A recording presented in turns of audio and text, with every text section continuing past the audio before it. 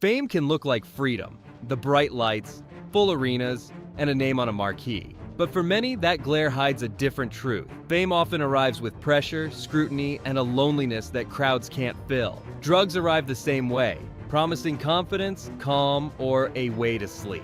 At first, they seem to solve a problem. Later, they create one far worse. Elvis Presley changed American music forever. The shy truck driver from Tupelo became the face of rock and roll, with a voice that bent every rule and a stage presence that electrified the world. But behind the charisma was a man who feared losing control of his image, his sleep, and eventually, his life. By the late 1960s, concert schedules, film contracts, and a carefully crafted image kept him working non-stop. Doctors prescribed pills, stimulants to wake him, sedatives to calm him, painkillers to ease performing. What started as medical assistance spiraled into dependence. The Memphis Mafia enabled the cycle, bringing him whatever he wanted. By the mid-1970s, his health was failing. On August 16, 1977, Elvis was found unresponsive in his Graceland bathroom. The autopsy revealed a dangerous mix of drugs. He was 42. Elvis's music, movies, and cultural impact remain monumental. And while his fall came from prescription drugs, the next artist battled a different demon early in life. Amy Winehouse had a once-in-a-generation voice. Her music was raw and autobiographical, reflecting heartbreak, anxiety, and sudden fame. Her debut made her a rising star, but Back to Black turned her into a global phenomenon. Fame brought endless cameras, scrutiny, and pressure she never wanted. Alcohol and hard drugs became her escape. Friends later said crack white powder, syringe juice, and heavy drinking were daily. Public intoxication, slurred performances, and hospitalizations followed. Rehab was a cycle, hopeful then defeated. By 2011, she attempted sobriety, but relapses persisted. On July 23, 2011, she was found dead in London from alcohol poisoning. She was 27, joining the tragic 27 Club. Her voice lives on in playlists and films, a reminder of brilliance lost too soon. Amy's story shows how quickly addiction can take over when pain meets fame. The next story shows a young pop star unraveling under relentless public scrutiny. Britney Spears became the biggest pop star on earth. The Louisiana teen who debuted in the late 90s with Baby One More Time became a global phenomenon. Her music videos set trends, her concerts sold out, and her name defined an era. But fame had a cost. Every mistake, relationship, and bad day was magnified. Britney turned to Adderall, anxiety medications, and later illicit substances. Breakdowns followed: shaved hair, public confrontations, and hospitalizations. In 2007, a conservatorship was placed, controlling her life for 13 years. The world watched her struggle to balance motherhood, music, and mental health under legal restrictions. In 2021, she regained her freedom. By 2025, she is remembered with compassion as a pioneer of pop who survived extreme pressure. And while Britney's public unraveling was visible, the next story is about a Disney star whose addiction grew quietly behind the spotlight. Demi Lovato began as one of Disney's brightest stars with a rare powerhouse voice. After Camp Rock and early albums, she became a global favorite. But behind her cheerful image was trauma, bullying, and pressure to stay perfect. By her mid-teens, she struggled with depression, self-harm, and an eating disorder. Drugs became an escape. White powder, alcohol, and later opioids filled gaps she couldn't manage. Rehab visits, canceled tours, and public relapses overshadowed her talent. Everything changed in 2018 when she suffered a near-fatal overdose requiring Narcan. She survived and became an outspoken voice on addiction, mental health, and recovery. She returned to music, documentaries, and advocacy. By 2025, the world remembers her not just as a Disney star, but as a survivor who walked through addiction's darkest parts and chose to keep fighting. The next story shows a young rapper whose life ended tragically despite rising talent.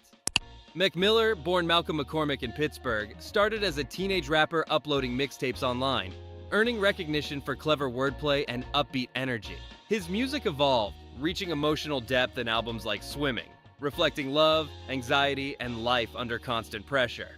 Behind the studio, he battled prescription drugs, alcohol, and substances to cope with fame and pressure.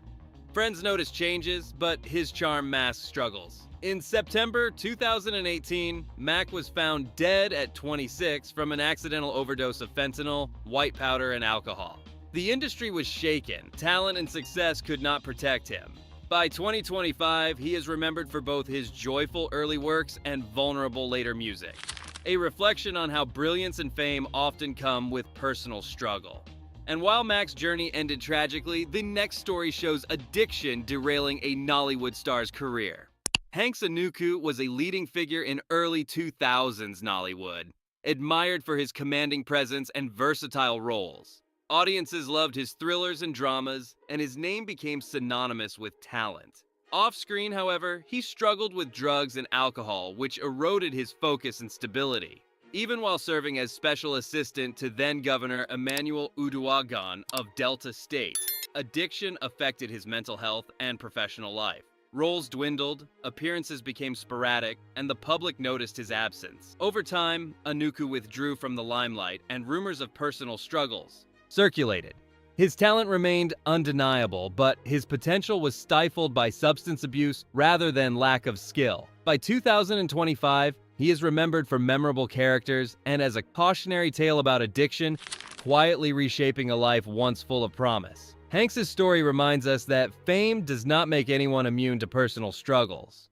Keith Richards, legendary guitarist of the Rolling Stones, helped define rock and roll from the early 60s. His riffs, charisma, and rebellious persona made him an icon. Behind the music, Richards experimented with drugs, describing his body as a laboratory for cocaine, syringe juice, and other substances. By the mid-70s, his heroin use became notorious, followed by widespread media coverage. In 1978, he reportedly stopped using syringe juice, though he remained open about struggles with white powder and alcohol. Despite his excesses, the Rolling Stones continued dominating stages worldwide, and his talent never waned. Richards survived rock and roll's temptations, balancing addiction, recovery, and a 6-decade career. By 2025, he is remembered as a survivor, a man who flirted with self-destruction yet emerged a living legend. His story shows resilience, but the next tale demonstrates how addiction can derail even extraordinary talent. DMX, born Earl Simmons, dominated rap in the late 1990s and early 2000s with a raw, gritty style. Albums like It's Dark and Hell is Hot and Then There Was X reshaped hip-hop. He was the first rapper to release 2 #1 albums in the same year, and the only artist with 5 consecutive albums debuting at #1. Behind the lyrics, DMX battled addiction, white powder, and prescription drugs, repeatedly derailed tours, legal matters, and creative momentum.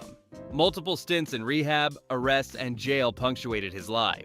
In April 2021, DMX died at 50 from a heart attack triggered by a drug overdose. His passing stunned fans and the music world. By 2025, he is remembered as a lyrical powerhouse whose personal battles highlight the duality of genius and vulnerability.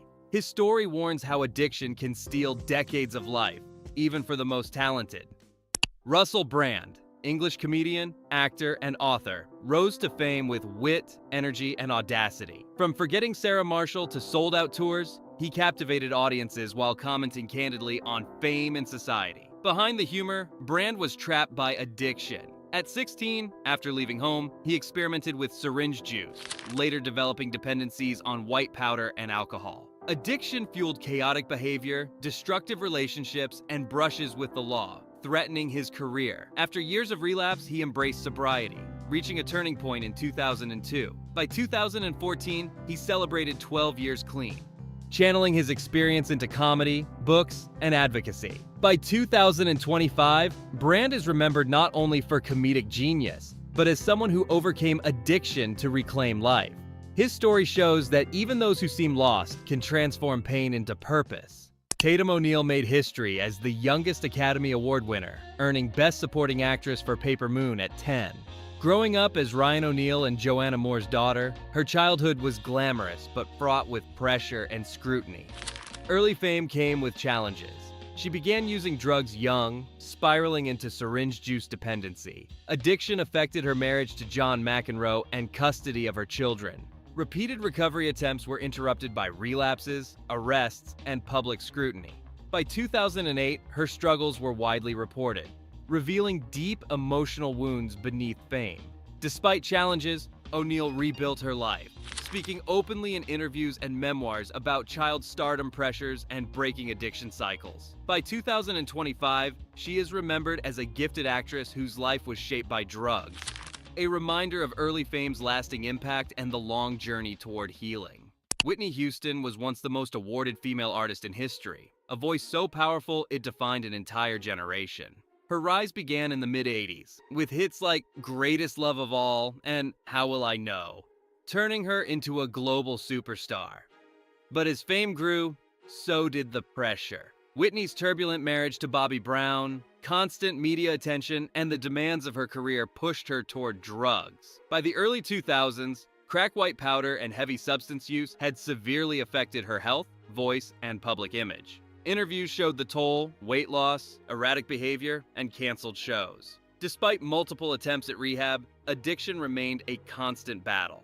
On February 11, 2012, she was found dead in a Beverly Hilton hotel bathtub, with heart disease and white powder use listed as contributing factors.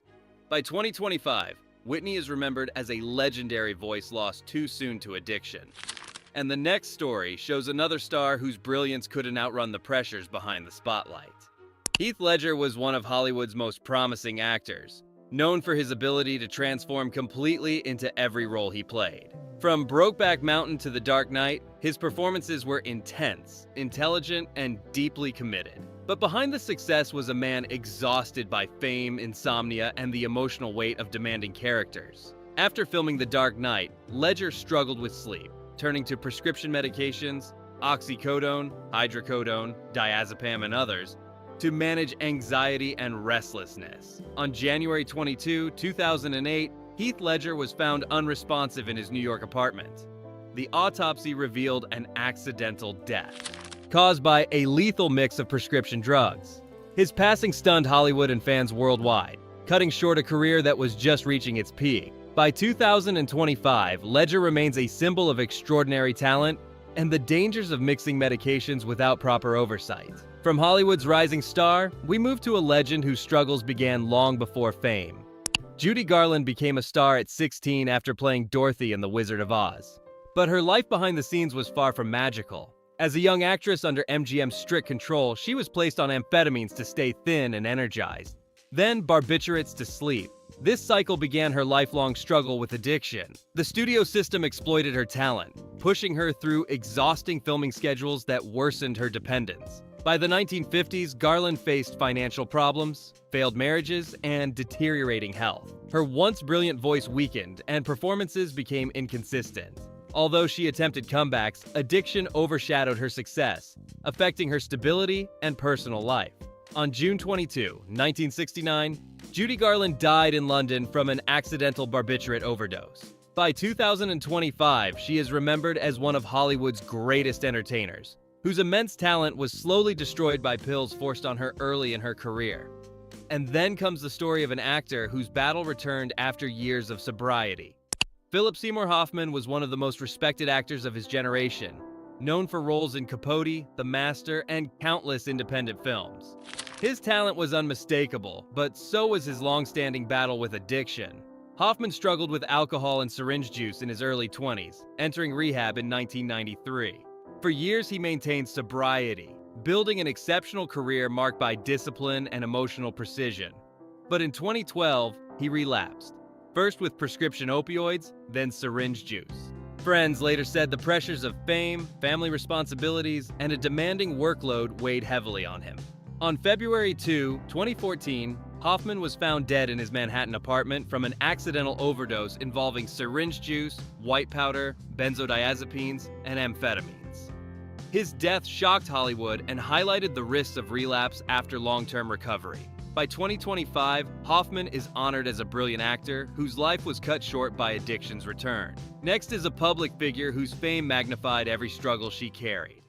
Anna Nicole Smith rose from small-town Texas to global fame as a Playboy model and reality TV star. Her sudden spotlight brought money, attention, and controversy, but it also exposed deep personal vulnerabilities. Smith struggled with chronic pain, anxiety, and the pressures of media scrutiny, relying heavily on prescription drugs, including methadone and Benzodiazepines. Tragedy struck in 2006 when her 20-year-old son Daniel died from a drug overdose. The loss devastated her, worsening her dependence on medications. Her behavior became erratic, often documented by paparazzi and tabloid outlets. On February 8, 2007, Anna Nicole Smith died in a Florida hotel from an accidental overdose of prescription drugs. By 2025, she remains a cautionary tale of how fame, unresolved trauma, and prescription dependence can collide. Her story reflects a public life overshadowed by addiction and personal tragedy. And with that, the list continues to reveal how addiction touches even the brightest lives. Thank you for watching. Don't forget to like, share, and subscribe to the channel so you don't miss any new videos. See you in the next one.